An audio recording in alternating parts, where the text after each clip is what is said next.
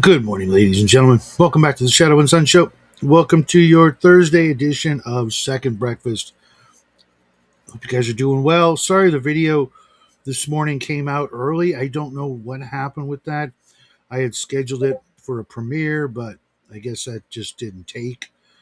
I don't know how that works, but hope you enjoyed it. Hope you guys get some use out of that idea. James L., thanks for the idea. Uh, I think it's going to be really helpful going forward this summer. I hope to hit up a bunch of swap meets, yard sales, garage sales, and some other shopping trips, and having something to gauge whether or not an item will fit in on my table for the particular scales that I use. Between 6 millimeter, 12, 15, 18, sometimes 25 and 28 to 32 millimeter scale.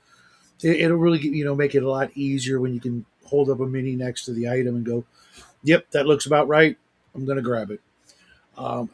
Speaking of minis, I have got I have got a table full of scattered terrain from the Dungeons and Lasers Caves Kickstarter. Just literally probably over 100 pieces from barrels and chests and some actual miniatures. I got a dwarven throne with a dwarf on it. Some traps, some stalagmites,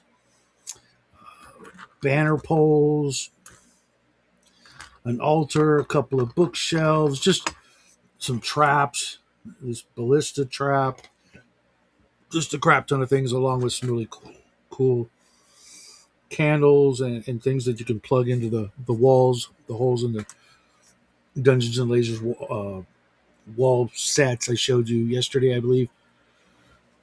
So I'm going to be dry brushing white, just all of them today. Kind of a mindless task. It takes a little skill, a little patience, and a little, attention to detail.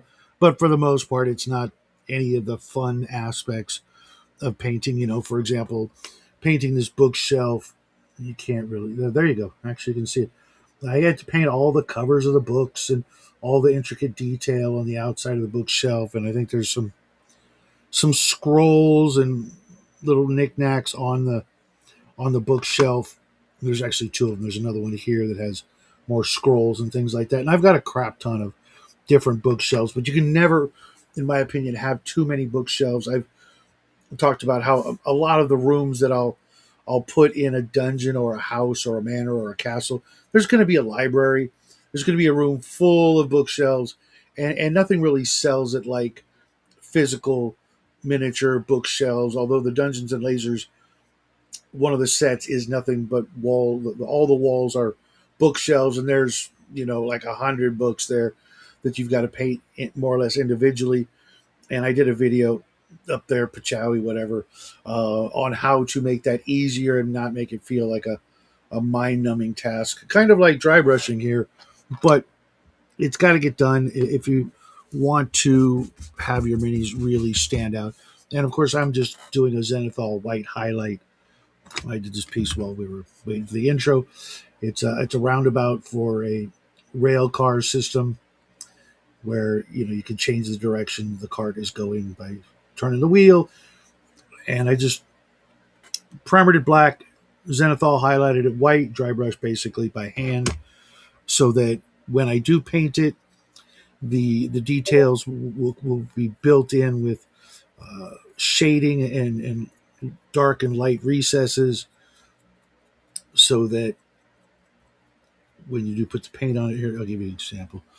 See, only the crevices are black, the recesses, and that way, even if you put a color in there, it'll be darker than the surrounding color because of the white primer.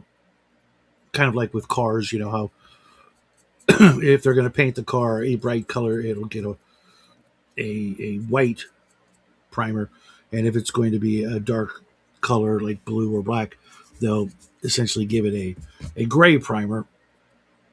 Well, for these pieces, I'm giving them all a white dry brush because they're so small. I want them to stand out, the little details that I do paint, because they are just scatter terrain, and I don't want them stealing the show, but I don't want them to just blend in so completely that they might as well not be there. You really want them to show off the fact that you've gone the extra detail, gone the extra length to make every little detail of the dungeon and their experience as in the players to really, have something to look at. And I was talking about this the other day. Sometimes I like to throw a little sneaky little like hints in the terrain themselves, so that if they're looking at a piece of terrain and they happen to notice that I did something unusual, that hey, is that really a, like I said, I think it was the other day,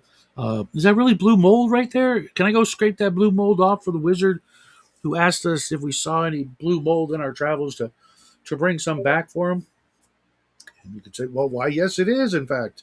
uh, Take a couple XP for noticing it, and uh, you manage to scrape up, X amount of blue mold, and now you can sell it to the wizard for his experiments, concoctions, whatever, and continue the story with a little bit more immersion because you added the detail, not just in the story, but physically on the table. They can see that there's a reason to pay attention to what's on the board. They're not just, things to hide behind for combat and give you combat advantages and locations of the treasure chest, but there's actually more going on there. There's, you might find the secret door or the hidden, little treasure box, or there's, a clue, a note, or something hidden behind whatever. Just make it just that much more enjoyable. So what are you guys working on out there? Let's see. Let's bring it over to the chat. I see we've got one individual watching us. If you guys would like to join us, the link is in my Discord section, the live stream link at the very top channel of my Discord.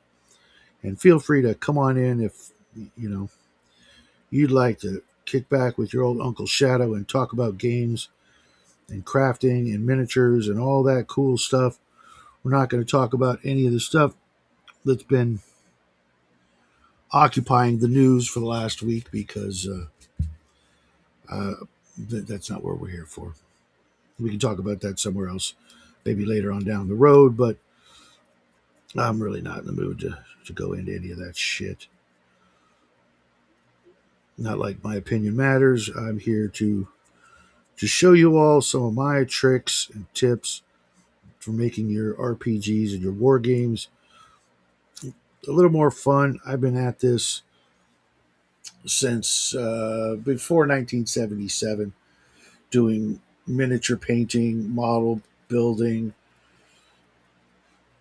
enjoying all kinds of different literature and TV shows and movies and games and all that cool stuff. So if you've got any questions for your old Uncle Shadow, just, feel free to fire away.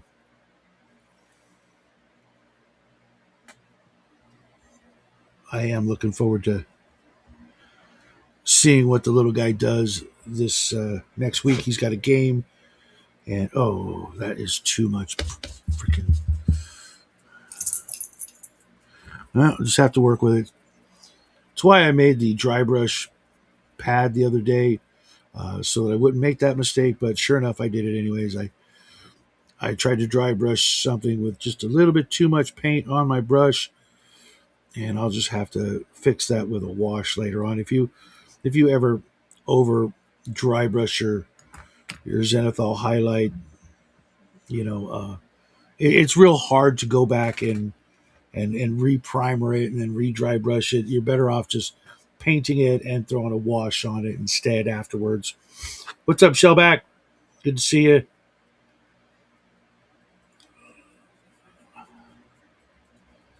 But these things really come alive. I mean, I don't know if you can see that banner just sticks in the ground thanks to the holes in the floor for Dungeons and Lasers.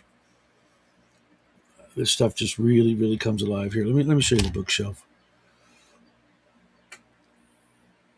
Okay, there you go. See, the black is right where you want it, in between the books, behind the books, and that's how it, if you ever wondered back in the day when you were a kid and you're looking at these models, done working for the week, nice.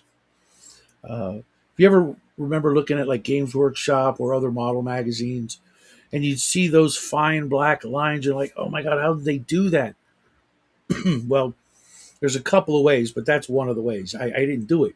I did around it, and that makes it look like I did it. You know, uh, the like this book right here, right there, right there. That line is perfect.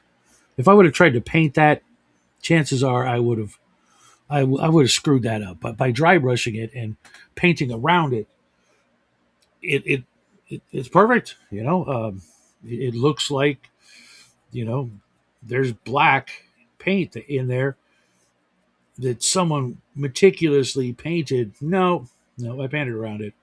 I cheated. I dry brushed.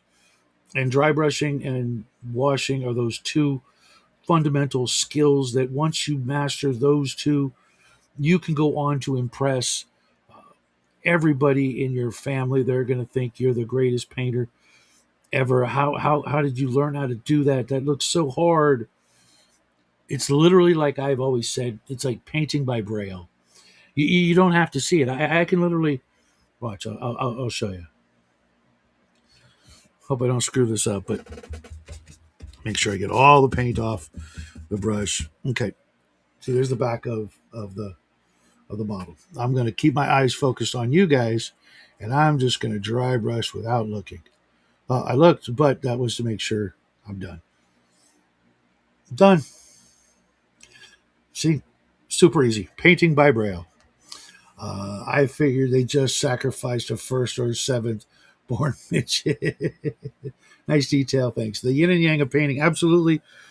And I had the instructions to do those techniques in my hands when I was 77, 78, 79, let's say 12 or 13. And I was painting miniatures and I had those instructions right there in my hands. And I never understood, or I must have just breezed over it and never used those techniques. Back in the day, Heritage Models, which was a very nice competitor to Ralpartha and Grenadier and the other miniature companies of the late 70s, early 80s, they created these box sets about yay high, about the size of a player's handbook, but a little bit thicker, obviously a bit thicker. They would come with between 6 and 20 miniatures, a really crappy paintbrush, a strip of those little paint by number watercolor, acrylic paints with the little pots that they had to be very careful to pop open, an instruction book on how to paint the miniatures and on how to play a little game that came with it. Like Dungeon Dwellers had like a little dungeon game where each miniature had specific stats and you could, pop your way through the dungeon and fight the monsters and get the treasure. And they had a Lord of the Rings game. They had a superhero game. They had a Frankenstein and the Wolfman famous monsters game. They had Might and Magic, or not Might and Magic. What the hell was the name of that game? They have basically an Arthurian King Arthur sort of game. They had Galactic 25, which was a Star Wars ripoff. Probably my favorite of all of them, just because at the time it was 77, 78, 79, and I was just, a Star Wars kid. Who wasn't, right? And they came with, like I said, a bunch of minis and everything you needed to get started. I actually started playing that before I played Dungeons and Dragons, and I was like, oh, this is cool.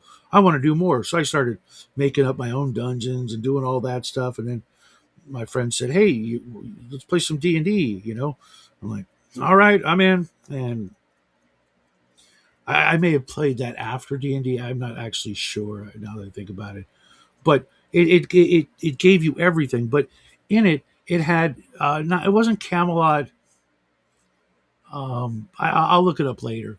But it was basically there was like two or three sets for the uh, King Arthur style sets. There were two Lord of the Rings, two Galacta. They also had two for Panzer troops, which was American GIs versus the Germans in World War II. And I have all of them except one of the Panzer troop games and a couple of the expansions.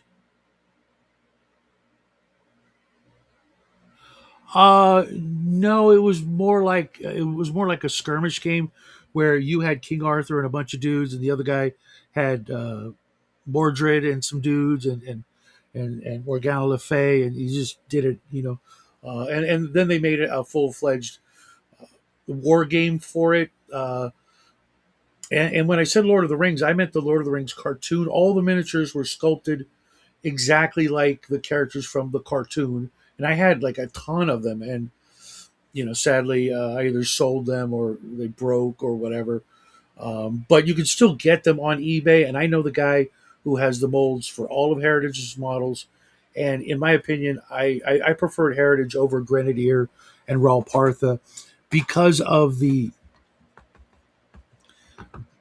faces. The faces all had like a very happy, sort of almost cartoonish look to them. Not just uh, uh, the Lord of the Rings ones, but all of them had this great look by the great artist Max Carr. I think it was Max Carr, who went on to do a lot of other things in the day. And they just had this charm to their faces and their poses, and he did like everything. I mean, like it's just like he was a madman when it came to sculpting. Uh, and you could just you know for 15 or 20 bucks, you got everything you needed for an afternoon or more. Well, days of painting if you followed the instructions, which I didn't. I just painted them, uh, just block painting and whatnot. I didn't know about dry brushing or washes, even though the instructions were right there. It was so funny when I actually discovered that I was going through the box sets. You know, about 10 years ago when I was compiling them all, making sure I had everything. And I had already learned about dry brushing and wet blending and washes and stuff like that. And started using real paint, Reaper and Army Painter and things like that, instead of just using Tester's model paint, which I stopped using after a short while. But I would mostly use craft paints back when I was using toothpicks for paintbrushes, because I couldn't afford a $2 paintbrush when a blister pack was like $3, and then you'd get between one big monster, three medium sized critters, or like five or six, characters, orcs or whatever. Might have only been four or five, but you get my point. It was paintbrushes were just crazy expensive, and they didn't sell cheap ones at my local hobby store, which was Brooker's Hobbies. And when I saw that sheet and I saw the instructions on how to dry brush and make washes just by thinning down paint with water, I was just like, my painting would have been so much better had I learned that. But sadly, no. My daughter and I were watching the Hobbit cartoon a couple of nights ago on RPG Grandpa's Discord. Got through the Eagles Flight part. Of me wishes I had stayed in Virginia, where my friend group did all the mini painting, especially 50 millimeter armies, both fantasy and Napoleonics. Did you know Grim Dave C. DeC? He's a good friend of mine, and he lives out in Virginia, and he's into all that stuff. He's a great guy. been a good friend of the channel since we were in like double digit subscribers. He saw the channel and said, "Hey, you need to go meet Max and Bruce and all the other guys," and we did, and the rest is history, as they say. I wish Biggest Geekus would have stayed in the game. I really like those guys. They were the first people to invite me onto a live stream, and we really hit it off really well. And they were they were just great guys, and I know things happen and life and all that, but I really, really, really liked them, and their opinions meshed with mine on so many things. And we were going to do a big video on on castles and domain play and stuff like that. Of course, I don't know exactly, but I could look it up. Maybe if you give me your name in Discord, I can ask him if he knows you and vice versa, and I'll write his name down proper, like in the spelling. But he sends us nice stuff all the time for holidays and things like that. We've actually become friends outside of the internet, and we talk on the phone all the time, and you know send each other Christmas cards, and that kind of friend family kind of thing, and I hope more of us can do that. I remember Shauner used to say, your friends on the internet aren't your real friends, and I'm like, that's sometimes true, but it doesn't have to be true. You can make that not true. I mean, you can give somebody your phone number and just call them up like in the old days. I mean, I still have friends in the real world that I only talk to, once a month, once every 3 months, once every 6 months. I need to fix that, but you know, it works both ways, I guess. And again, life. You get busy, your family and things like that. And next thing you know, a year's gone by. My name is my handle. Okay, I'll ask him. Uh, I'm sure you've at least bumped into each other because he's all over all the gaming stores and conventions and game nights and stuff like that. When he can, not so much anymore because uh, you know the economy. I'm just going to put it like that, which is absolute garbage right now. Oh, do you hate that? I absolutely have like a mini panic attack whenever I'm painting something and then I almost drop it or drop it on the floor. Oh man, I hate that. I freaking hate that because I've got a rolling chair and all it takes is one false move and crunch. I've done that. I don't know if you guys have ever done that. I've completely destroyed a miniature or two by rolling over it with my chair, and it really, really, really sucks.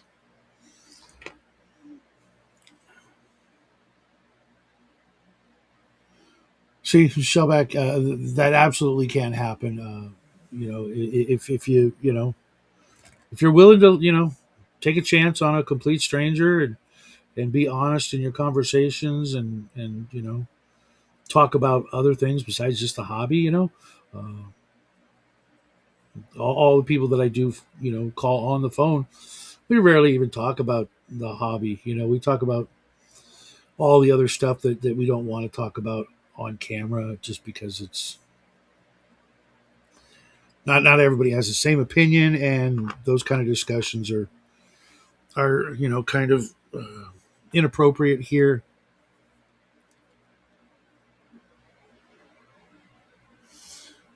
Okay, like I said, he probably knows all those guys. He's a big tall motherfucker, I'll tell you that. He's a freaking huge bearded guy. Loves dogs, especially chihuahuas for some reason. um, and he's got his son William, who often accompanies him to these events.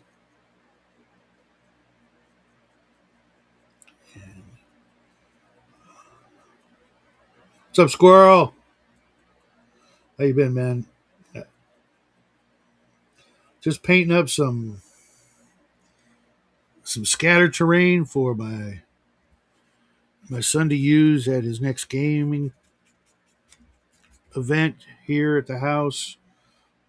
He hasn't quite decided on like the theme of the session. Not quite a railroad, but yeah,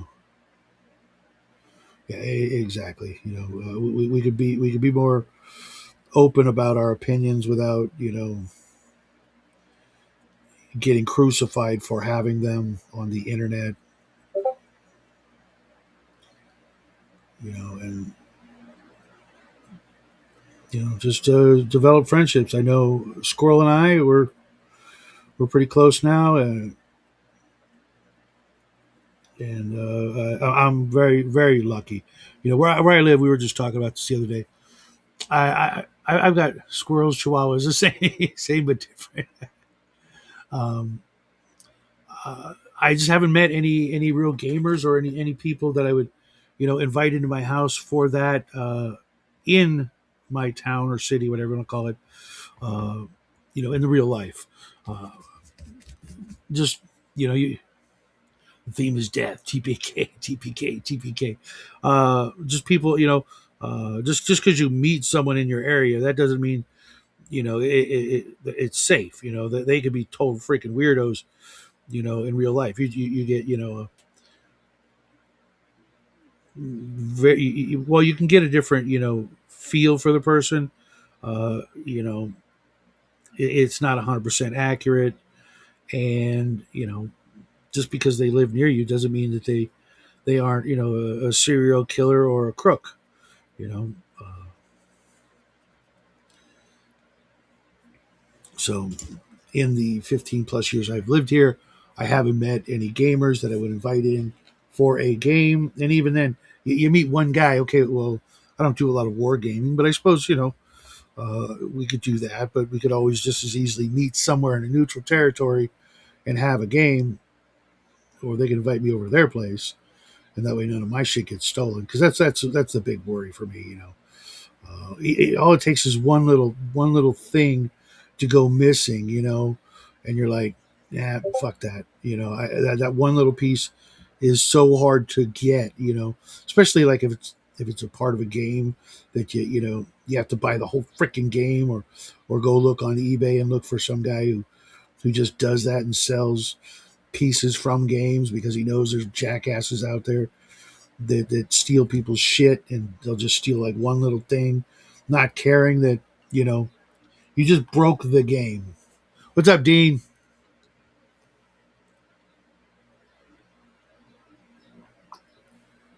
Same here. My wife, not a big fan of that. Jackie's friends, that's totally different. We keep the area very secluded. You guys can hang out over here and just and go in the kitchen if you need to, the bathroom, but that's it. You're not going upstairs into the studio. You're not going into my bedroom area or anything like that. You know, they're not there yet. And they're teenagers, so you instantly have to be wary. Leaving those teenager cooties all over the place. You never know where they've been.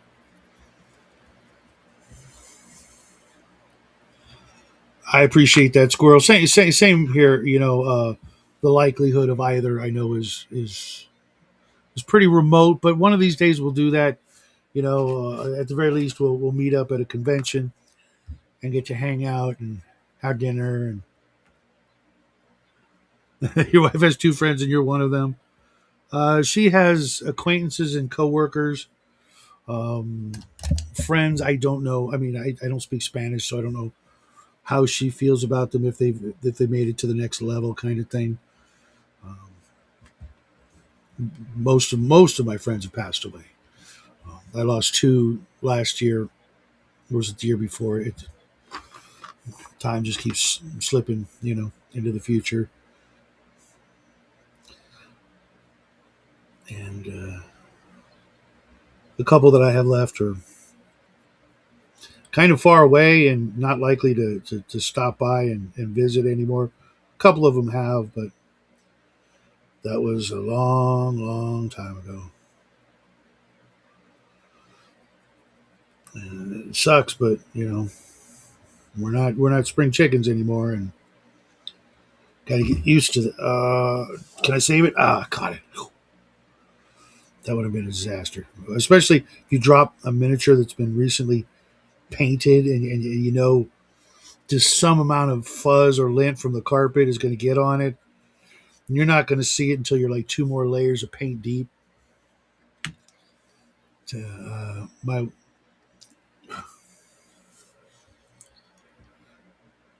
So what are you guys working on? What are you guys painting up? Anything? Just listen to your old Uncle Shadow ramble on. It's gonna be one of those days, huh? Excuse me. I need to plug the charger in. Excuse me. It's getting a little dusty in here. It's already like 80, 90 degrees outside.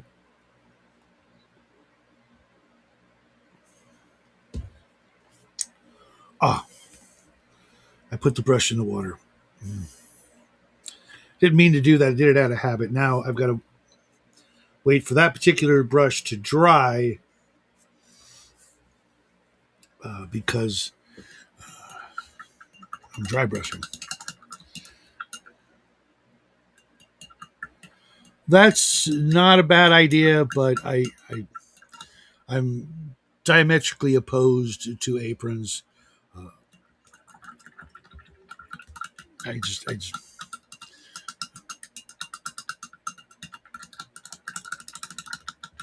if I was, working at the forge or something like that, that'd be different because that's just another layer of armor. But I've worked jobs where they were required, and it just felt nice. But you're in like Japan, right, Shellback?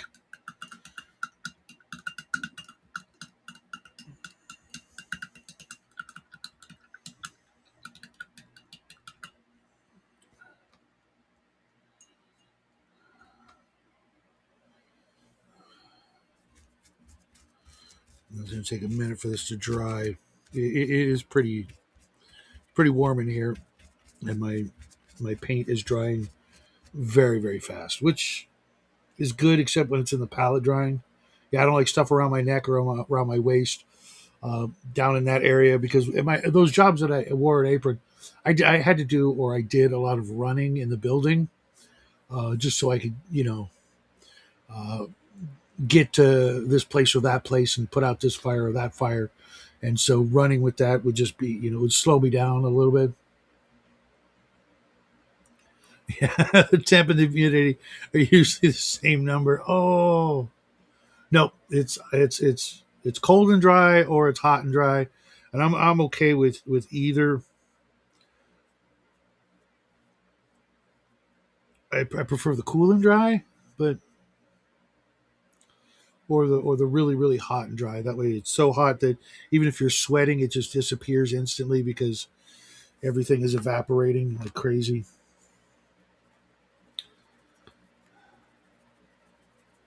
And I'm not going to even break out any actual colored paint for this massive pile of scattered terrain until I've primered and dry brushed all of them. So I'm going to go literally crazy in front of my camera while doing this because, damn, there's a lot of pieces. These guys really outdo themselves with the free stuff they give away with every Kickstarter. Just a massive amount of little tiny things. Like, kid you not, I'll see if you can see this. I probably have a dozen. These are lanterns, and then let's see if I can find one of the candles. There's a candle with an actual flame. Like a dozen of each of these along with mushrooms and bed rolls, and I got a bear trap. I mean, who else do you know has put out a bear trap for your gaming table, right? Hey, it's no big deal. Scrolls that I'll never find. Candelabras, another candelabra, brazier kind of thing. Just hundreds of these things on scores of sprues that are just bonuses for, buying the walls and the floors of whatever set.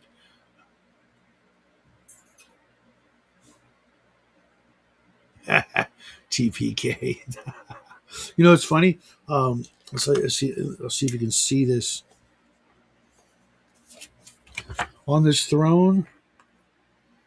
There's an actual AR at the very top in sort of not gothic, but like sci-fi runes. I don't know if you can see it right here. But anyways, right about there. And Archon Studios. Uh, I just noticed it last night. I'm like, that's kind of freaking cool. Jackie and I did some stuff like that on a lot of the craft projects we made over the years. We'd put, the thanks. Wait till you see when I zenithal it. The paint job probably not be as good, but uh, it's a pretty cool little dwarf on a throne. And there's also like it came with it a female dwarf with no beard, uh, who's supposed to be either the queen or something like that. Uh, and in each of these models were like between 5 and 8 pieces to put it together. So if you're into that, it's a lot of fun. And I spent hours yesterday clipping, excuse me, clipping and putting all this stuff together. And I'm still not done. And that was from one Kickstarter. I've got another Kickstarter from the previous year cycle that I just never even, I just shelved it. I backed it because I always back their stuff because they got us started. And I just looking at it. I did the big creatures. I'm like, okay, these are cool. I like this. I like that. But then the armies and the individual creatures were like, yeah, I'm not going to use them right away.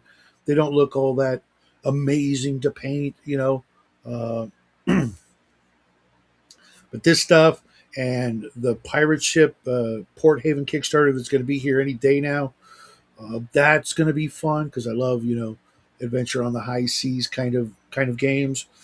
And then the next one, which is Dusk Hollow, which is just gothic castle, tower, temple, monastery, all the stuff. If you wanted to run Ravenloft, this particular Kickstarter has all the terrain you'd probably ever need or want except trees. And maybe cemetery gates, but I'm working on that. I've already got some of those on the way and some right here so that when September, October, November rolls around, I've got all kinds of, gothic horror stuff to fiddle around with and get into the spirit of Halloween and that sort of thing. And yeah, Dean, I am sorry to hear that. I almost had my back go out a while ago, but I got lucky. I felt that pain and I'm like, oh, hold on, don't move. Let it pass. Let it pass. And for me, it's mostly it's mostly a nerve that gets pinched, and it takes forever for it to get unpinched. But if I can gabapentin, we'll take care of that like real quick. So I have to wait until July 14th to talk to my PCM about it and get the next steps. For me, it was having to deep clean at my work with way too inflexible work pants. Ooh, yeah, I always made sure to wear, things that are loose and easy to maneuver in because I've always had jobs where, even when I didn't have to, I would run to, wherever I was going because I wasn't getting any exercise. Well, I mean, I was, but I was getting more, and I might as well just, treat it like being at the gym for 8 hours of, low impact. And it it paid off. I was able to lose weight and keep it off, and uh, you know, develop a reputation of a guy who's willing to go the extra mile to get the job done because the job needed doing. That's what I was there for. They might as well put in your full effort. I mean, you're there. You could half-ass it and you know, cool, but don't expect to go anywhere. And you know, you'd be surprised how what seems like a job, just a job to get through the next couple of months until you find what you want to do, can end up being what you want to do because of the people or the things you didn't know about the job.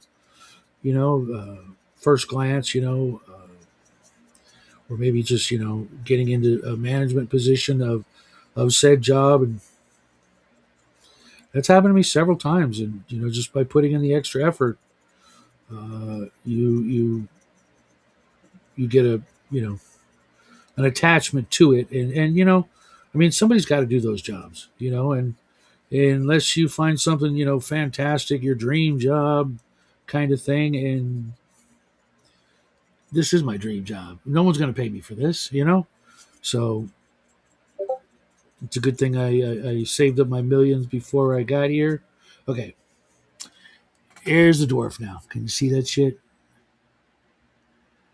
He's actually holding a hammer in one hand and a cube in the other, which I found really kind of interesting. Of all the things that could have been a crystal ball, a palantir, a mug, a stein, a drinking horn, but no, it's a cube.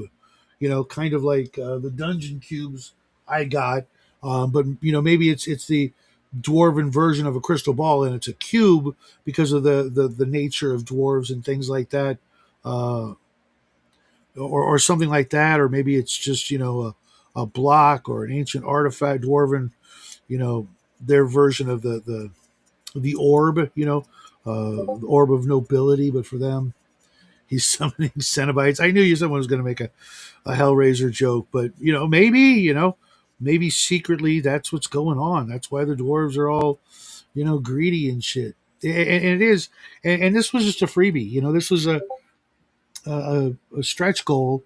As people, how stretch goals work. As people buy things and they add little things. I kid you not. Each Kickstarter, there's roughly the Tesseract from the Avengers. Yeah, I was thinking that, or even the Dungeon Cube that I got, something like that. I could see that being a dwarven artifact, where it allows them to like have 6 different views of the kingdom or something. They like a little television screen, but they could look at different areas and focus on what's going on in the empire of the kingdom. The last Kickstarter, I kid you not, probably had over 100 different pieces with multiples of many of them, like candles and torches and like these little things. There were 4 of these little pillars with a dwarven hammer in them. There were two sets of these barrels, but it counted as one stretch goal. And sometimes they would go and have like these two stretch goals at this point, at this dollar price point, and then these two, or this group of things like the mushrooms. I kid you not, there's probably 20 different sculpts of mushrooms of various sizes. He's cursed to sit on the throne until he makes sure each side has only one color. Maybe gelatinous cube. Okay, maybe. This Kickstarter also came with this gelatinous cube that I've yet to put together, made out of clear plastic with a cavity inside that will fit just about any reasonable miniature. Like bloop, you've been caught by the the gelatinous cube. But because the way it's sculpted, the details are Dungeons and Lasers by Archon Studios. I'll write it down in the chat, because they make the best stuff, and you can get in usually for between 50 and $100 on the most basic level. But I usually buy everything they have. It'll cost me like $500, but it'll stretch over 6 months. And a year later, sometimes a little bit less, sometimes a little bit more, but never like 2 years like these other companies. And what I get from one Kickstarter is enough, to keep me crafting and painting for easily 6 months, maybe even the full year if I was to paint you know, like at the next level. And then the stuff that you have to game with, the walls and the floors and all that other cool stuff to build dungeons. Or one Kickstarter was a city, it was Woodhaven, it was a town, and they had each little set was like the tavern, the cottage, things like that. So you could buy multiple houses and just build the city. One of the sets was the streets, the roads. One set was roofs for the buildings in case you wanted the roofs, because you might not. You might just go screw it, just so I can play with the minis inside the buildings.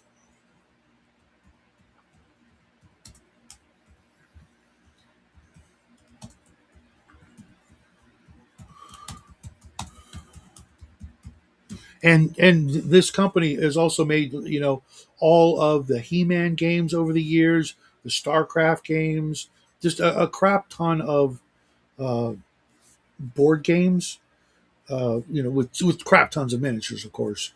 They do a lot of work for Mantic Games and provide them with a lot of the miniatures. And I got in on the ground floor. I just saw an ad, for the very first thing. That is a biggie. I've got like a bookshelf like this big, a little bit wider. Um, isn't enough for the stuff I have. Uh, and mostly because I've got like several shelves of unopened boxes, but then I've got several shelves of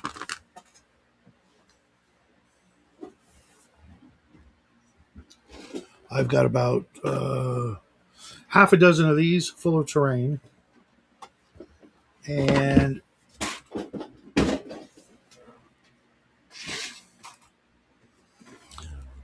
about a dozen of these,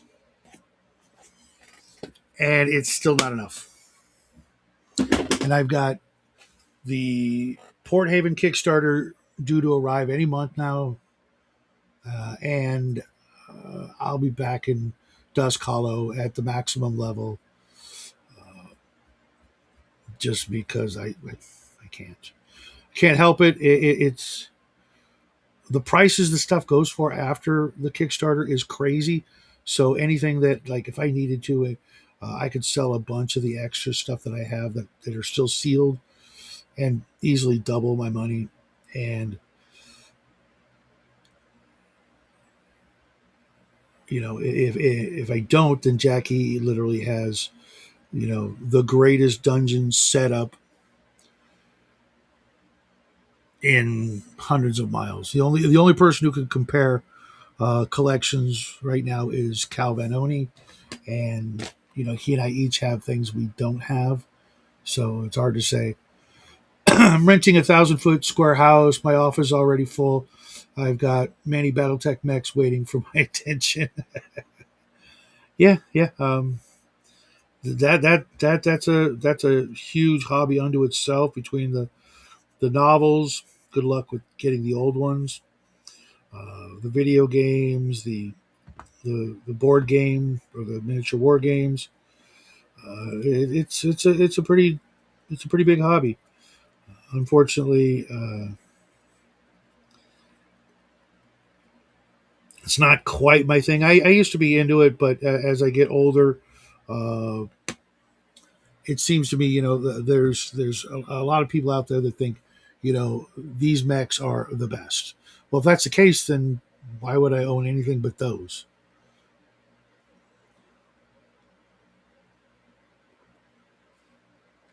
It's like I would have, these light mechs, these medium, and these heavy, and that's it. Why would I want anything else? And to me, that's it kind of makes it a foregone conclusion on who's going to win. I know dice rolls come into play, and you might get some shitty rolls, but it seems to me that in a matter of time, everybody's going to have all the same mechs, and it's going to end up being like Magic the Gathering. where each new year everybody's decks are made up of very very specific cards, and that's no fun. That defeats the whole purpose of the way the game was in the beginning, where everybody had a different deck. You never knew what you were going to face. Now you go to a tournament and you know exactly what you're going to face. One of maybe two different specific decks that are designed, around rules that are designed to make you buy whatever it is they're selling this year, this month, this cycle. Uh, yeah, I got suckered into a Kickstarter, and then life slapped me across the face a few times. It happens. It happens, but just push through that. And if you have to put the stuff in a closet, pack it up for a while. You do. Unless you have to, skip town and shit. It'll be there. You can come back to it. It won't get its feelings hurt because you haven't called in a while. You haven't written. You haven't picked up the dice. It happens. You just understand that those are steps that you're meant to take for whatever reason to make you a better person, so that when you're an old man, you're not a crotchety old man, or maybe if you're a crotchety old man, you're still a good man. That's what matters. You know, unless of course something bad happens and you're a young man. At least then you're on your way to being a good man, and hopefully you'll be remembered in all the right ways and places and that sort of thing. It's an interesting piece. It's just a fungal growth. With this hole right here is actually meant to for very specific pieces that you could put in it to decorate it up even more. But this little this peg right here will fit into a hole in the floor of various floor pieces. Yeah, yeah. I've had to do that too. Many many times. When I lived in Virginia, I didn't get to game at all. I was there a while, and the only gaming I got to do was over the phone with my friends who are still in California. But we still did it. We still I still had people rolling dice and doing the things, but it wasn't the same because it would only be like one guy, and then I would call the next guy, or the next guy would call me. Babies, 3 toddlers now. Well, 2 toddlers and an almost toddler. That's kind of cool though, because you got them all at the right increments where you can start breaking out like the Legos or the solo board games. Like with me, I got Shadows of Brimstone. It's a great freaking co-op dungeon western Cthulhu board game. And I'd set it up and I'd be playing, and the boy's like, "What are you doing? What are those?" I'm like, "What's a game?" He's like, "I want to play." Damn right you do. This is a bunch of freaking cool ass cowboys and Cthulhu miniatures. And that's how I got him into the hobby. Obviously, he was playing with Legos and action figures, and I did, when he was a certain age, I got him a bunch of the Star Wars miniatures, so he could play Star Wars stuff on the floor, redo the reenact the Hoth battle all the damn time.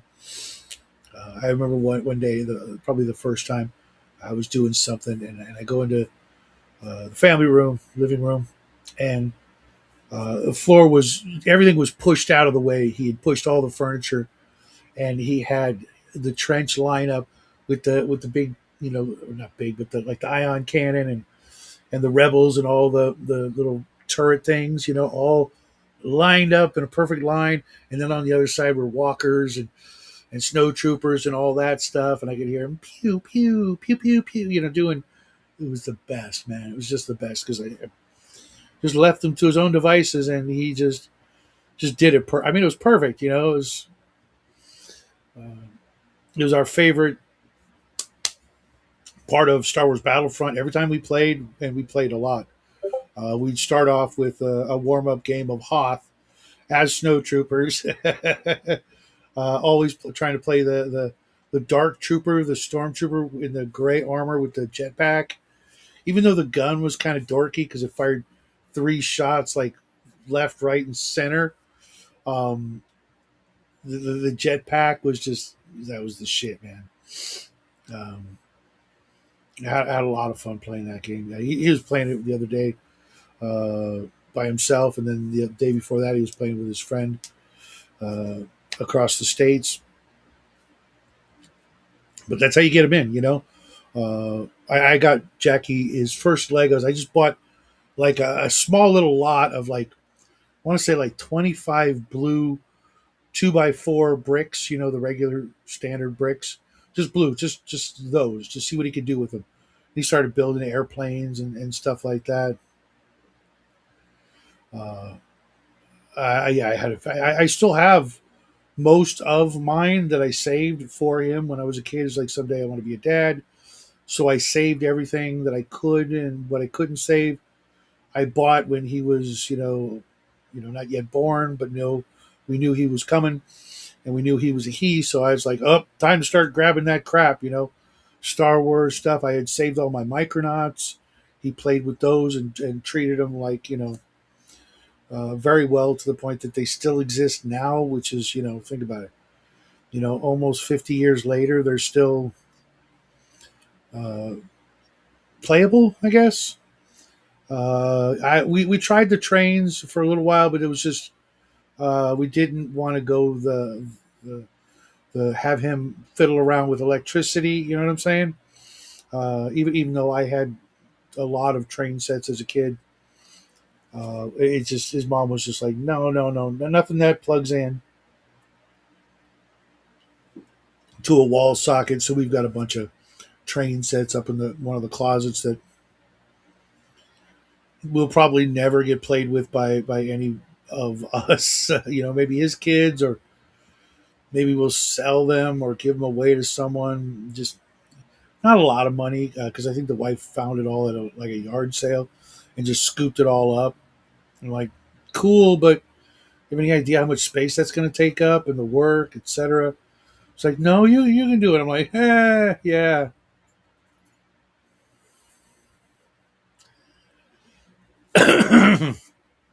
Yes, Omen, but uh, moms, while men and boys have not changed very much, moms have changed.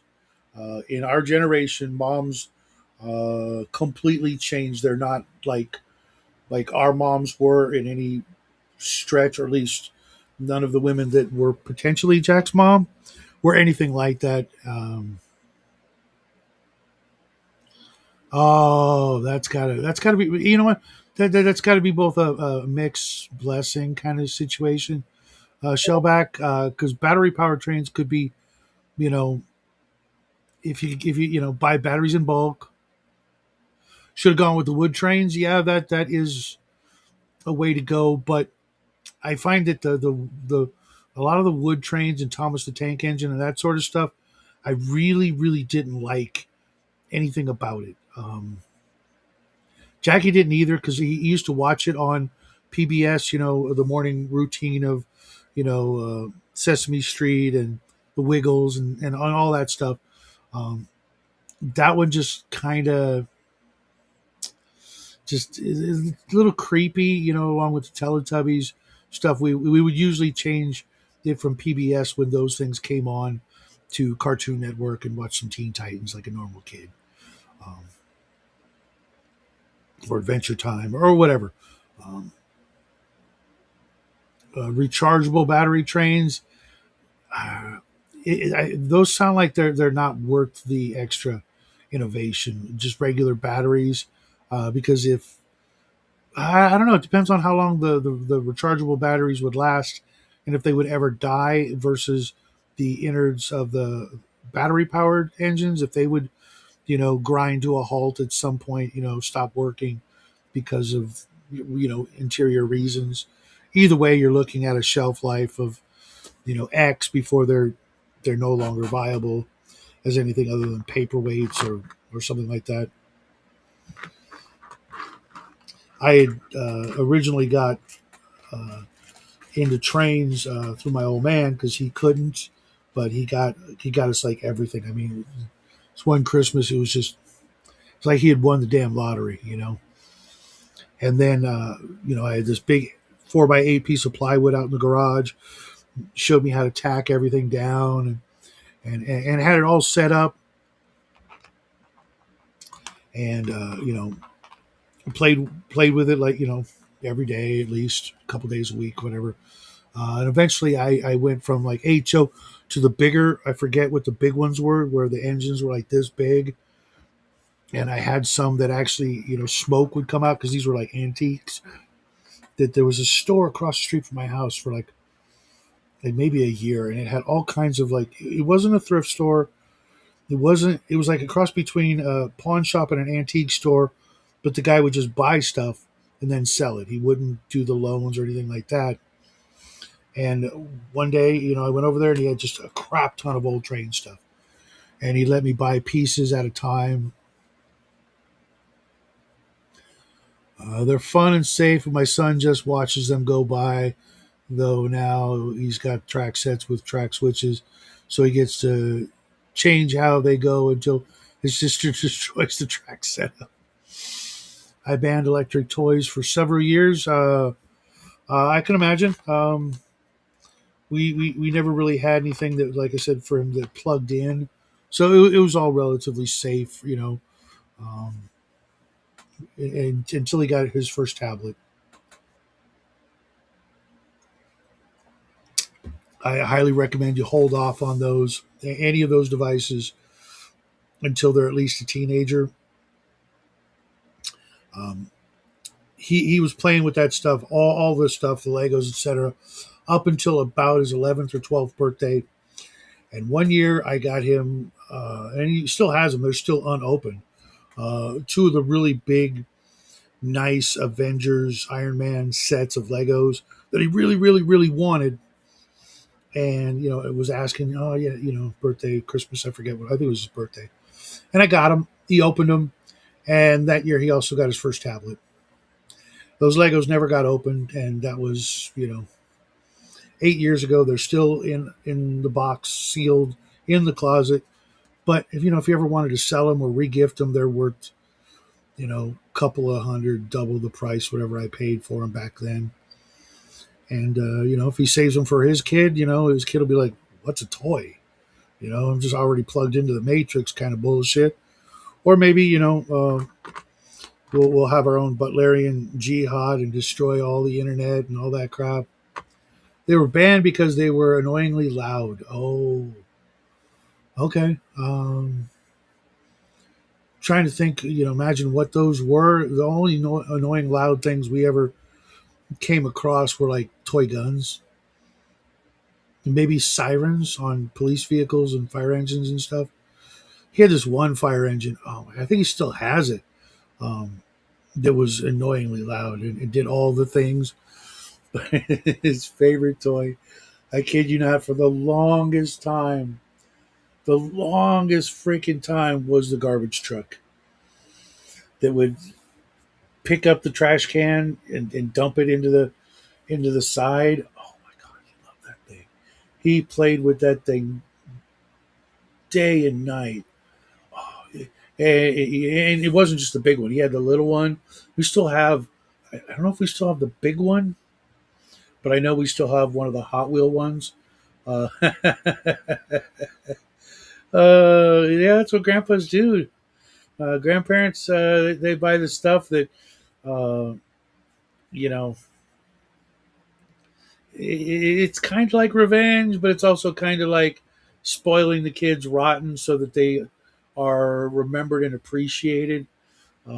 It's a bribe for the future. You treat the grandkids good, and then when they're really really really old and they really need someone to look out for them and they don't remember who they are, there'll be someone left to do that. And it sounds transactional, but society has been doing that since damn near forever. I give my wife rules about that stuff, and then she buys them electronic toys anyways. She bought them a tablet and lets them watch whatever. She also buys them cheap toys every week. Uh, the kids watch Trash Collectors 4 days a week. Yeah, he was just fascinated with it because he's just a little kid. And here comes this big giant freaking thing on wheels making noise and smoke, and robot arm comes out and picks up the garbage and eats it, puts it back down, and goes on its way, because it's hard to actually see the drivers in our garbage trucks nowadays. So you may have thought it was just a big machine that we make, a robot. It comes and cleans up all the trash. But yeah, keep them using their hands with the tactile toys, things that they have to fiddle with instead of just mindlessly stare, because we're going to find that they're going to be unable to change tires and do all this other stuff, not because they don't know how, but because they just don't have the physical coordination and strength to do these things. Um, if they don't use their hands, they're going to end up with just a thumb and a finger. We're going to evolve to all we need is those just to push buttons, and then something's going to break down and no one's going to know how to fix it, or maybe they'll just leave that to the Morlocks, right? But yeah, keep your kids doing stuff, and the sooner you can get them to help you around the house, make sure you do that too, because some of these kids, man, they don't know how to do a damn thing, right? They're gonna miss us when we're gone. They're gonna wonder how they ever got anything done. You know what I mean? It's gonna be sad.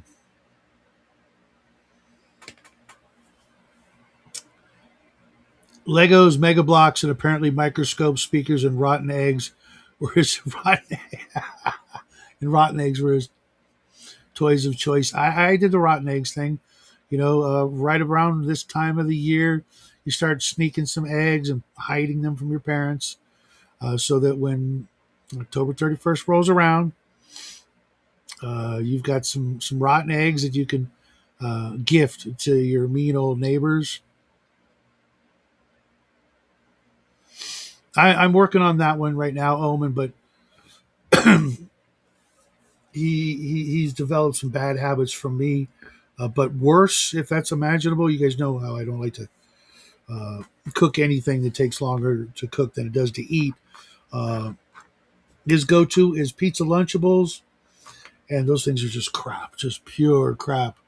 But he'd rather have one of those than leftover homemade pizza. Can you imagine that? And I made a freaking stunning pizza last night, just stunning. Yeah, there's some things he knows how to cook, and some things he just grabs a thing and done.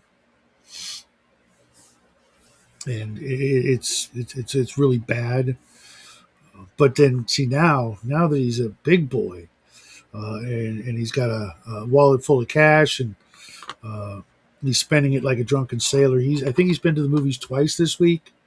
Uh,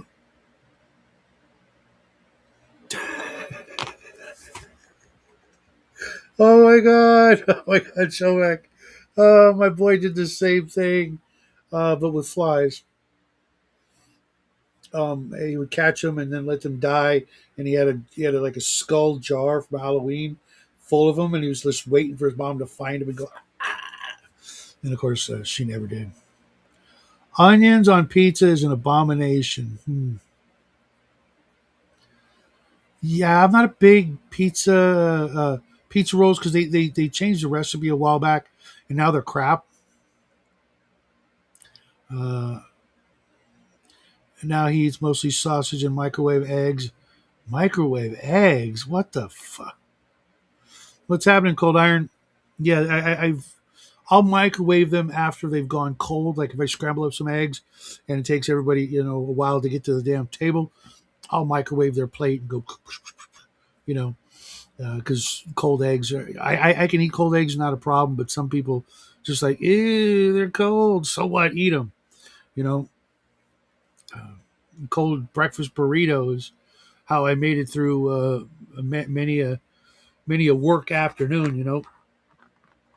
You buy a couple extra breakfast burritos, and lunchtime rolls around, and you got 15 minutes. You know, my 3-year-old daughter helps her big brother hunt for the roly polies. That is so funny. Uh, do they realize they're just killing them by suffocating them or what have you, putting them in a big Coca-Cola bottle? Microwave the eggs until they're like rubber. He likes them that way. Well, I can see how like everybody here likes them really light and fluffy, but not watery. Um,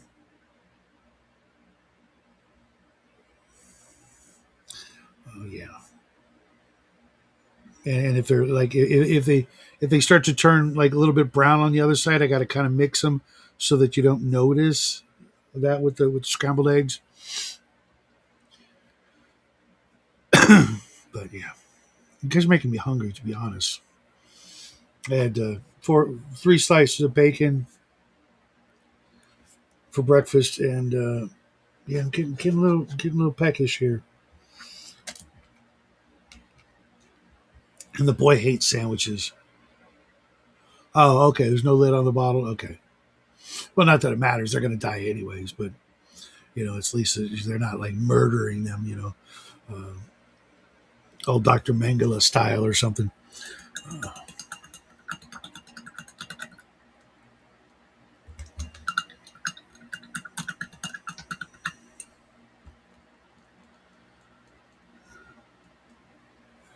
So what's up, Cold Iron? I saw that that meme you made of the old folks' home. I freaking love it. That was Chef's Kiss, man. That one was beautiful. Made a freaking tear come to my eye. Hungry for roly polies? No, no. Although I bet you somewhere out there, there's people that would or do or will eat them. Like capers. You just add them to your scrambled eggs or something. I just ugh.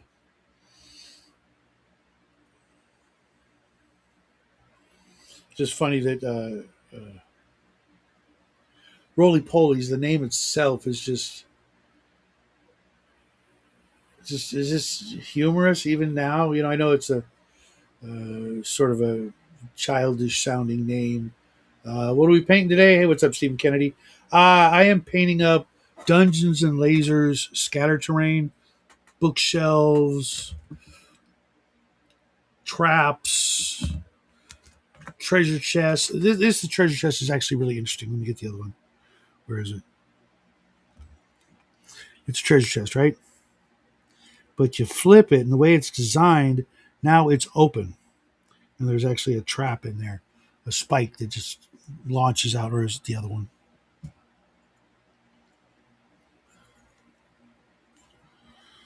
It's another one somewhere else. But oh, here.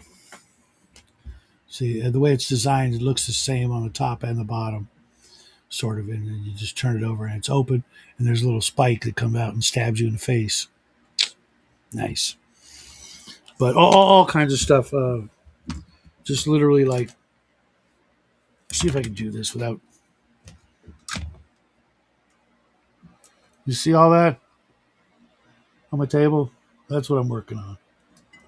I don't know if you can see that, but it's crazy. Just a crazy amount of. Ate one when you were a kid, tasted like crap. Invasion of the Body Snatchers.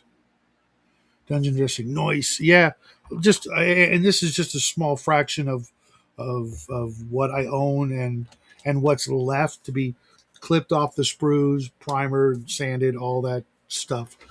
I've literally got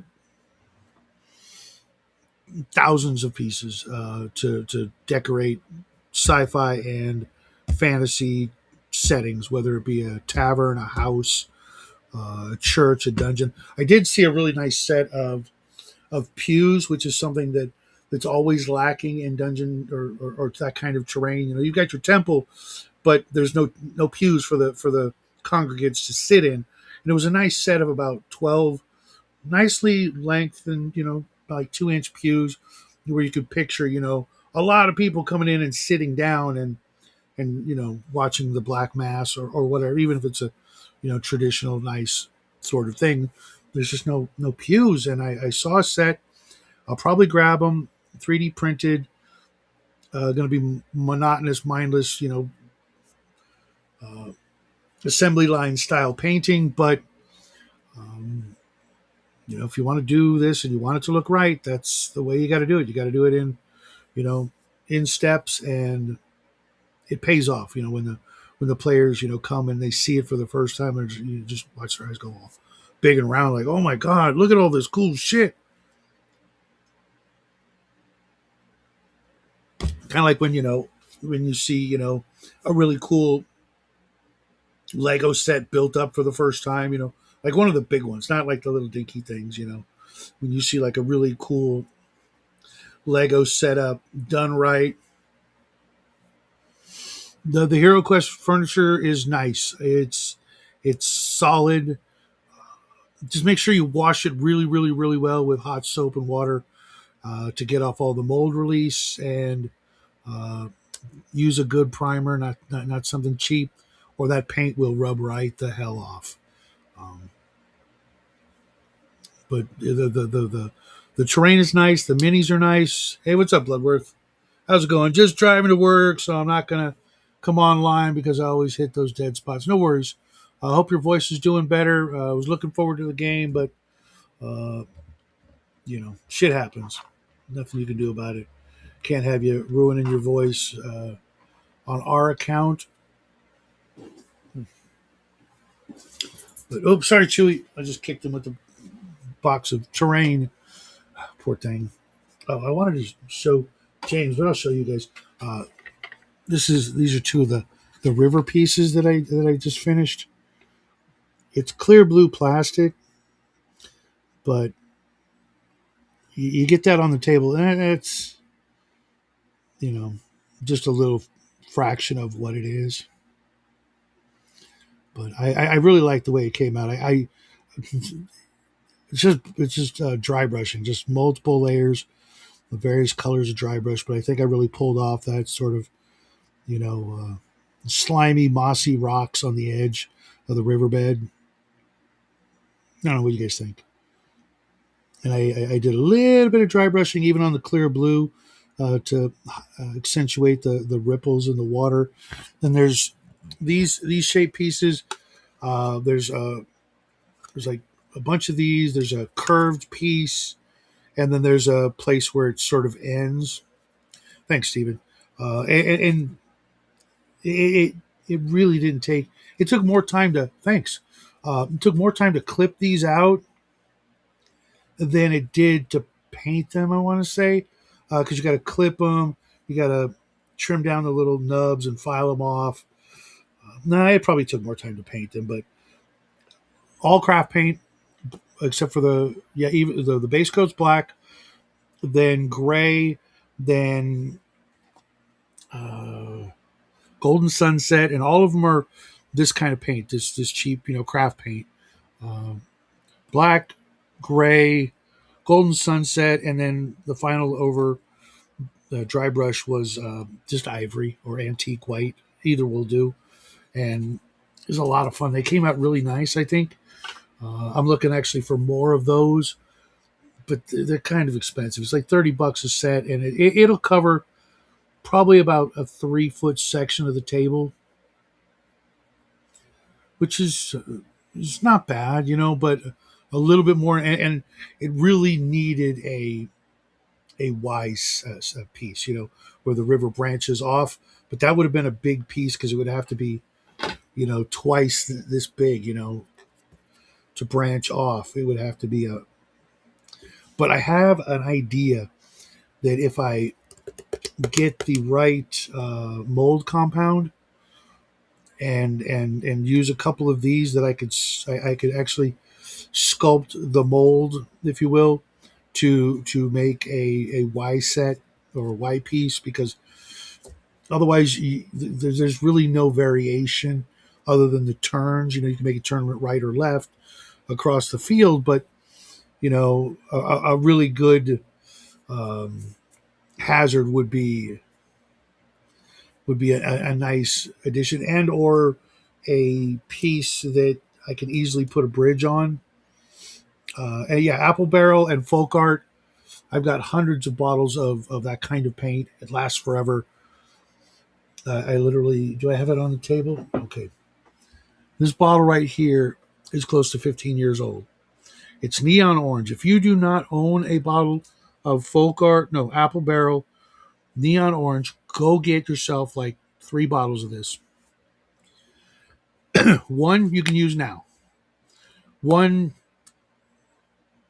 you put away. At least one bottle. Put it away. Forget you own it. Except to shake it up every once in a while. Because over time, this stuff, because it's a neon, it separates. But it separates in the best way imaginable because it's orange and yellow. And it turns into the coolest lava paint effect you can imagine. With one coat, and it's mixed random orange and yellow separated, and it's absolutely freaking gorgeous. When we first discovered that it had done this, because it was in the garage, getting hot, getting cold, getting hot, getting cold over the course of over a decade, it I been using this bottle off and on for 6 years with the channel, and it's still half full. We spilled it once, and Jackie was like, "Oh no, Dad, I spilled it!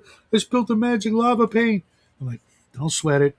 I got a sheet of cardboard, or not cardboard, but like one of the ads you get in the newspaper, and I scooped the paint onto the page and then poured it back in here."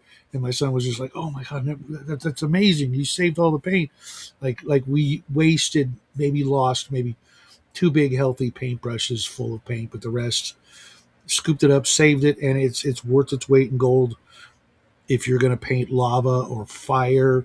Whenever you get one of those, like I've got here somewhere, uh, this thing right here.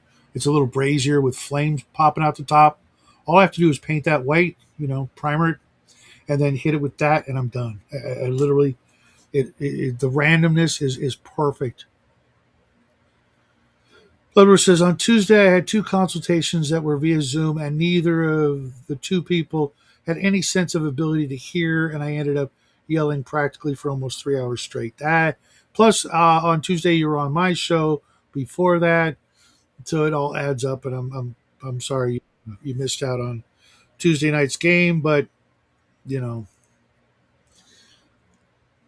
shit happens. As long as you get better and you don't have to worry about that again next week. But yeah, that orange paint is awesome. I'm curious to see if the neon purple and blue and yellow, probably not, but if they do the same thing, I haven't noticed it, mostly because I don't use them that much. But heck, even the folk art or the apple barrel color shifter paint is actually better than the other ones that are on the market. If you've ever seen those paints, that like they look a different color depending on how the light hits them. Kind of like the old lenticular cards of the old days. Um, but I've got 5 different colors, like a green, a turquoise, whatever. Even the pearl, when you turn it just the right way, it's purple, and then the other way, it's a pearlescent pearl. Even those paints are better than the Vallejo. And who's the other company that does them? Somebody else did them, and Vallejos, just they're crap. They all look white until you turn them, and that doesn't help when you're trying to paint Eldar or something like that. That they need to be this color, but it's cool when they look the other color at a different angle. And those they're good enough. Yeah, the I'm pretty sure it's folk art from here. I can't see exactly. But you go to Michael's or Hobby Lobby and you go in the paint section and just look around until you see the color changing paint, and it's if you're going to be doing that, if you're going to be painting, you know a bunch of stuff that you want, that because they're bigger bottles than these, so you're going to pay like $5. um, but they're great. If I was painting Eldar, oh man, it would be, or any other kind of like predator, or anything that has any sort of ability to camouflage magically or technologically, with some sort of effect other than just painted camouflage. You could really get that effect, and with Eldar, and maybe you want to make a sci-fi race of people that have that kind of technology. If you're literally standing at the table and they're on the battlefield and you walk around them, they'll look different, and to the point where I could see that almost being like against the rules to paint them that way for war games. Like any kind of sci-fi tournament, like 40K or something.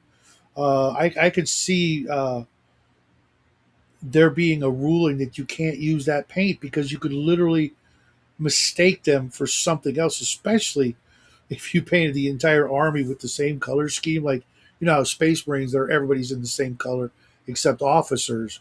If your whole Eldar army was, painted with, let's say, the turquoise color, with the green accents, you might not be able to tell uh, without really, looking in on the units, which to me would be kind of poor form to do that. But uh, yeah, that's what I do is slap chop. It just primer black, zenithal dry brush highlight, zenithal, excuse me, uh, zenithal highlight, white or gray, and then white, and then speed paint over everything. But then I will go back over and dry brush things, that might need a more solid color on the highlights, and then edge highlighting, and sometimes I'll use a wash and call it a day. Gaming table camo, yes, absolutely. You could literally, I mean, it's not going to be perfect, a 1-to-1, unless you literally paint your miniatures the same color as the paint that's used for the grass or whatever that's on the table. But you could definitely make it confusing, and make your opponent make a mistake in targeting this unit instead of that unit, unless they're really paying attention to, how many casualties you've done, because that's the goal. Once you start knocking down some pins, you just keep going until they break, and then move on to the next unit. But you could, you know, I've seen some paint jobs and some minis that were hidden in foliage, let's say, mostly halfling snipers that were completely forgotten about by both sides of the table. I've seen players running the snipers forget that they had the snipers because they were so well camouflaged, and players who were just completely unable to target them because it's just one little hobbit dude hiding in the bushes with a sniper rifle. You know, trying to hit him is not going to be easy. You really actually have to, you know, find a way to move a hand-to-hand unit over there, and then take the little stunty out. But the color shifter paints are really good for also painting up magic items, especially sword blades. And one bottle will last you a freaking lifetime of that. You hit the blade with that color shifting color, and it'll have an effect, that looks like it's moving, and that it's the color is changing, and it can look really good. You can also use it on armor and magic mirrors and um, doorways and portals. Portals is great, also because it'll give that illusion of the portal is wiggling and vibrating and doing whatever it does to open the portal to another space. Um, but it also looks kind of cool on sports cars. Like if you have any like if you do any gas lands and you want your car to look new and kind of high tech, or if you're doing any there's like we're going to do the craft challenge, and I'm probably going to do that with one of them. Is the speed stick speeder? Yeah, it's a prismatic effect, definitely. Any prismatic walls, you could easily like use it to make up some prismatic wall markers for your table. That would be kind of awesome. But we're going to do the speed stick speeder challenge again in July, and where you take a deodorant speed stick kind of container and you turn it into some sort of land speeder or hovercraft or something like that. And I might just break out one of those color paints to make it look like really showroom kind of, glossy. And uh, the door to Saturn, okay. For DM James's entrance to Hyperborea, sure, why not? Or wherever, right? But I might have to actually get the freaking airbrush up and running to do that kind of a paint job, though. But they're nice paints. They're the big companies would have you think otherwise. But if you're willing to be patient, water them down sufficiently, and nice even strokes and coats of whatever craft paint you're using, it's sometimes it's better than what's on the market. Just saying, and you definitely get more. It's cheaper, and who was it who said for uh, painting terrain? There's no reason why you want to use up a bottle of this to paint up a big giant metal building that's going to be this color when you can get the craft version of this color for half the price and four times the amount. Like I've got this piece of terrain here. I did not paint that with Vallejo or Army Painter. This is all craft paint, except maybe the green. The green might be Tesseract green, but other than that, it's all cheap crap hobby paint, craft paint, because that would have taken half a bottle of Army Painter to do. It's just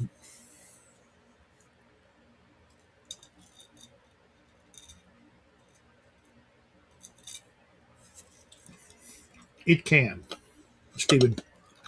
You have to thin it out, mix it like crazy, and I mean thin it out to where it's more water or medium or whatever you want to use than paint. And you're going to have to do it, let it dry thoroughly, and it's going to look like you did nothing maybe, or you're like, oh, this sucks. There's nothing there. Let it dry, and I mean completely, because any water that runs into the crevices, do it again, slow, and you're going to have to clean the airbrush a lot. But I used to use this stuff as primer for miniatures, and I have hundreds and hundreds of miniatures in my collection that have never been painted. They were just primered with white folk art or apple barrel or whatever.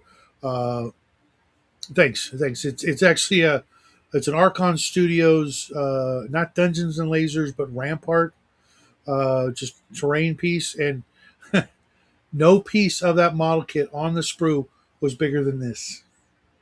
I had to put let's say like that.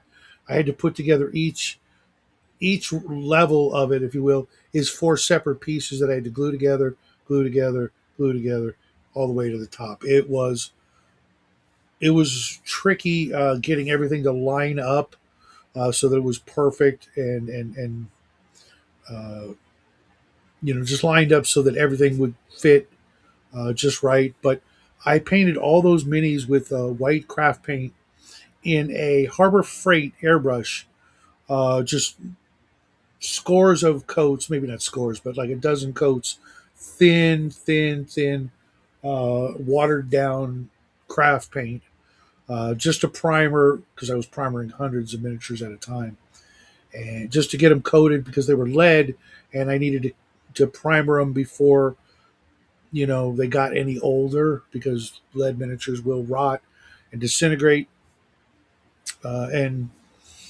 it works. You just it will clog if you don't water it down, and you have to clean it. And you'll definitely do more cleaning of the airbrush than you will painting with the airbrush. But that is literally the way it's always been with an airbrush. Any kind of hobby airbrush, you're going to be cleaning it. Vince Venturinella has a great video on how to clean it quickly, so that it's not such a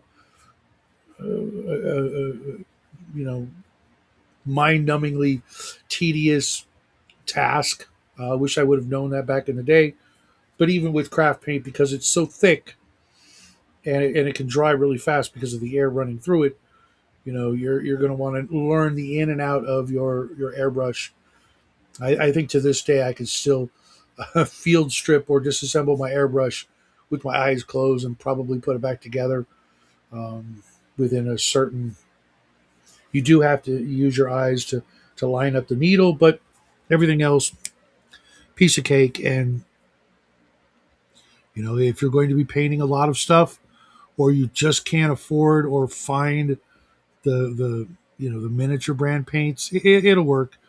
And you can do yourself a favor by uh, getting empty bottles or saving your empty bottles of, like, say like black. You use up a bottle of black, right? Not like this bottle of black, but the smaller bottles. Like, say you use a bottle of black, you use it up, clean the shit out of it, soak it in a bucket, like an ice cream bucket. That's what I use. The plastic ice cream buckets when it's done and empty. I'll fill it with like hot soapy water and a mixture of LA's Awesome inside the bottle, like a Marine with his M4. I'll fill this empty bottle, and it'll be stained on the inside and have paint that won't come out. And I'll put, like, a teaspoon to a tablespoon of LA's Awesome in here, seal it back up, and then throw it back in the bucket of hot soapy water that might or might not have more LA's Awesome in it, to get rid of the label mostly, and to clean the inside of it until it's to the point where you're like, okay, that's good enough. And use it for your watered down mixture of the same kind of paint. Like, say you want to water down black for your primer or for your airbrush, fill it like three-quarters water, and then not even the rest black. I mean, you really won't need that much black. Maybe an eighth of the bottle in black paint and the rest water. And test it out. I could have the formula wrong, but test it out with your airbrush until you get the right, consistency and coatage when you use it, and use that just for the airbrush. Because if you try running it solid right out of the bottle, forget it. It won't even go through. It just won't. It's too thick. It will clog that thing up like crazy, and you will have to take it apart, and you will be frustrated with how gunky it will be on the inside and how hard it is.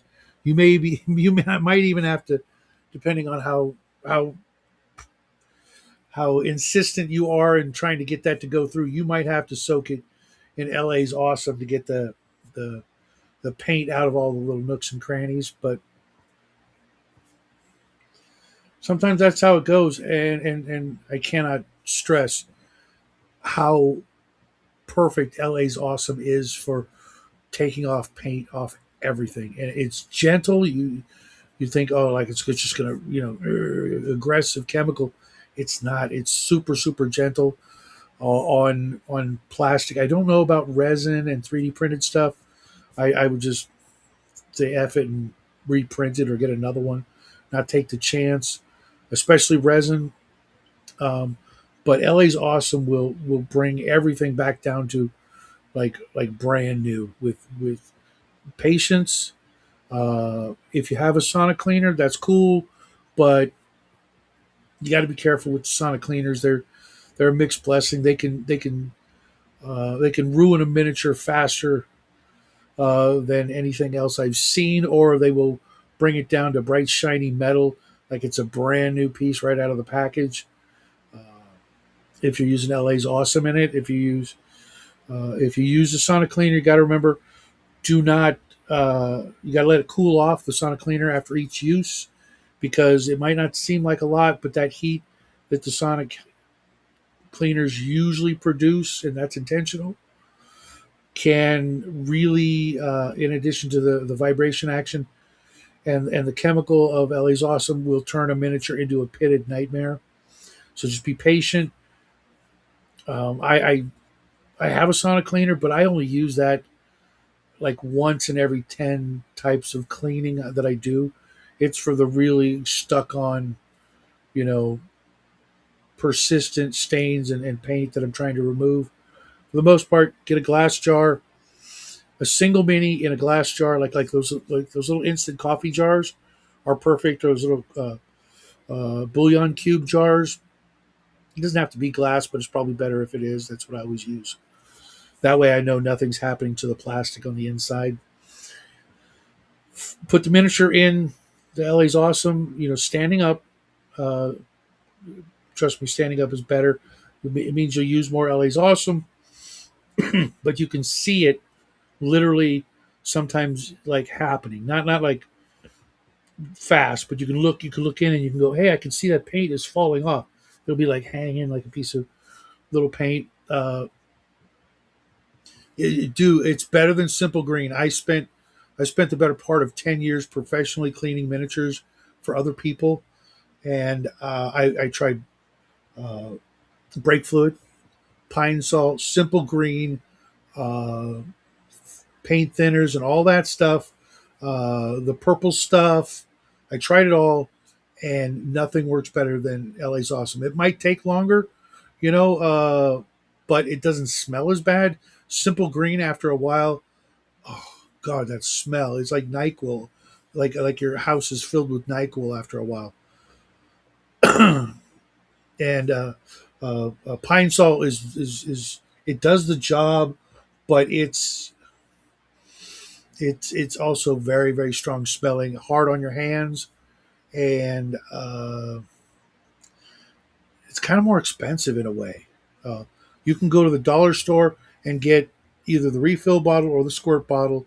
I have one of each, and then I just buy uh, uh, the refill bottle, and it's like $1.50 or $1.25, depending on where you live, for the like 16 plus ounce bottle of LA's Awesome, and one little bottle from your dollar store will last you a good long time.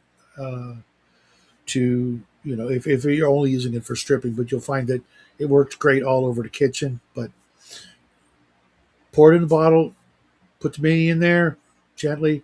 Don't just drop it in there, and never mix minis in the bottle, one at a time, because that's a whole different situation, especially if it's metal. The ingredients in the LA's Awesome is a citric base or something like that, to where if you were to put a lead miniature and a non-lead miniature in it, your lead miniature will disintegrate and attach itself through electroplating to the other miniature. Yeah, yeah. Don't use the purple stuff. The purple stuff is awful. The pine sol, the constant breathing of the foam, of the fumes, excuse me, is probably really bad for you. I know. I was not happy with it, and headaches, and if it's giving you a headache, you probably shouldn't be using it the way I was and as much as I was and all that. I mean, I was spending hours a day under a sink of running water, using the running water to help strip the paint, which is something most people don't tell you. Running water, cold running water, or warm, hot, I don't recommend, because again the heat. But the gentleness of the water and the nature of water will get into some of those cracks and crevices and help lift the paint with an electric toothbrush, light scrubbing every so often to remove what paint will come off that way. Your wife's going to hate it. But you always run in the sink. It's like, shut up, bitch, I'm cleaning. Make me a sandwich. But it will get the paint off like a really like if I were to take this mini right here, it's pretty thoroughly painted, washes, etc. If I threw it in the goop, it would be clean in 24 hours. Um, if you need it sooner, that's when you use the sonic cleaner. But I mean, when do you need a mini? Like I need it in an hour. Sucks to be you, right? And you use your sonic cleaner for used pistol slides. That'll be perfectly fine. Something I recommend though with a sonic cleaner, I learned this trick from the internet, I guess. Take your whatever liquid you're going to put in the sonic cleaner, put it in a Ziploc bag instead.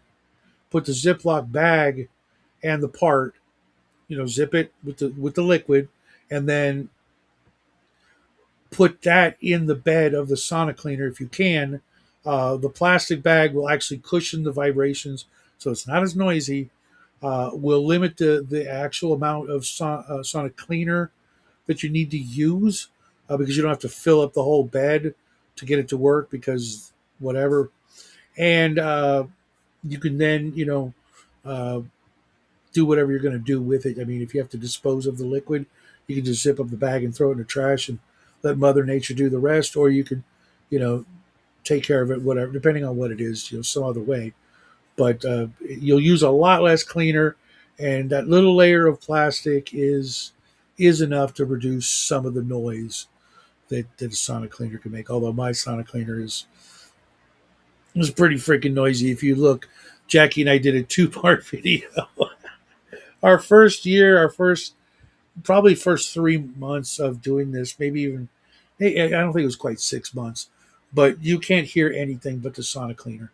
It's just bzzz, awful, but it's there. We did it, and you can see just how much of a little squirt Jackie was when he was like 11 years old. Now he's 18 almost. He'll be 18 next month. Changed so much. But yeah, definitely go check out the Sonic Cleaner video, guys. Uh, Leave me a comment there so you can just go, "Oh my god, this is awful!" But that mini came out sparkling. I'm telling you that mini was like I could put that back on eBay and go brand new, and nobody would ever be able to tell that it had ever been painted. It'll save you. It'll save you at least some of the cleaner. You know, and that's the way I do it now. And trust me, because I've got the bed's about yay yay wide and a good inch and a half deep, and I would just like fill it, and like that's just a complete waste. You don't need it. If especially if you're doing like slides, you might be able to actually get the little snack bags that are only like this big, and you can put maybe the slide in there, and then, or if it's a bigger bag, you can fold it over so that it's focused around the part, and time flies when you're having fun. Yes, it does. It does.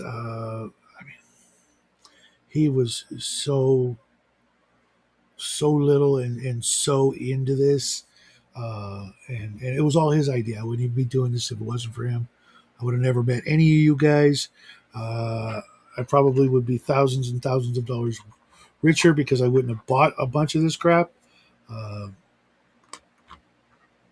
but yeah, yeah, definitely. But it's been a long, strange trip. I'll tell you that. But I wouldn't trade it for anything. There's a whole lot of crap that happened in my life, but it is all worth it. All worth it, except for that one thing. But what are you gonna do, right? Keep on painting, keep on playing, keep on uh, coming here, hanging out with you guys. I'm really surprised nobody came to join me. Here it is, like 10 minutes to about closing time, and well, that's fine. I'm actually going to end it here because my throat is starting to do the thing. 2 hours of talking. Uh, But I hope you guys have a great rest of your afternoon. It's Thursday, the weekends. Oh, amazingly so, Stephen. Amazingly so. I'm truly blessed. I wish everybody. It is. I hope everybody get to this point in their life as well. You know, it may take longer for some of you. Some of you are younger, so obviously it's going to take some time, but you'll get there. You'll be able to say Uncle Shadow was right. I jumped in half an hour ago, but I didn't see the blue light, dude. Are you sure you didn't hit one of the old ones? And if I missed it, I'm sorry. Bring you in tomorrow for sure. But I'm gonna go because my voice is cracking. Love you, brother. Best to you guys. Yeah, same squirrel. But I'm gonna give the voice a rest because I'm starting to feel like Bloodworth here. See you guys tomorrow. Until then, God bless and